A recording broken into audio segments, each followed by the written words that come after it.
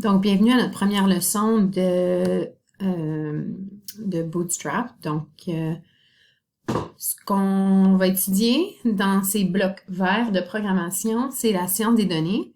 Donc, c'est quand on utilise un langage de programmation pour étudier toutes sortes de questions de recherche pour analyser des données. Alors, on va utiliser le langage de programmation Pirate. Première chose que tu vas faire une copie de ce document-ci dans ton propre Drive. Donc, je peux cliquer sur File, Make a Copy, et tu vas aller mettre ça dans ton dossier vert, donc le dossier de programmation. Ensuite, on va investiguer le document suivant ensemble. Il est important de faire la lecture de ce document pour se familiariser avec la terminologie, donc les variables qualitatives, quantitatives, entre autres, et le type de questions qu'on pourrait se poser par rapport aux données. Vous allez ensuite remplir tout ce qui est en vert dans ce document-ci par rapport à ce que vous avez lu. En gros, vous allez lire et conclure que les données qualitatives, aussi nommées catégoriques, peuvent répondre à la question « laquelle » ou « lequel ». Donc, laquelle a les cheveux bruns. Les lois de l'arithmétique n'ont pas de sens avec des données qualitatives. Alors, c'est des quantités qui n'ont pas de sens mathématique.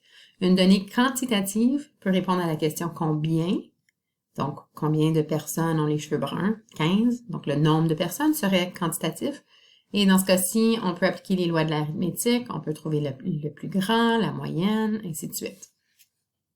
Donc, encore une fois, suite à la lecture du document et cette petite explication, vous devriez être en mesure de répondre à la question de l'exercice 3. Dans les sciences des données, on utilise un petit échantillon de données pour faire des prédictions sur une grosse population. Donc, dans le document, le tableau décrit certains animaux, mais c'est pas tous les animaux du monde. Toutefois, on peut quand même utiliser les données de ce tableau-là pour faire des prédictions par rapport à peut-être d'autres abris. Tu vas ensuite faire la réflexion sur la dernière page. Si le temps est possible, on va partager nos réponses. Une fois terminé, dans ton dossier de MDM4U, tu devrais, dans ton dossier vert, avoir une copie de ce que tu viens de compléter. Je fais un clic droit, je vais chercher le lien, copier. Et comme à la fin de tout bloc vert, on va venir ici. C'était le devoir B1. Donc, puisque je suis dans le portfolio B, je peux juste écrire le numéro 1. Tu vas écrire ton prénom ici.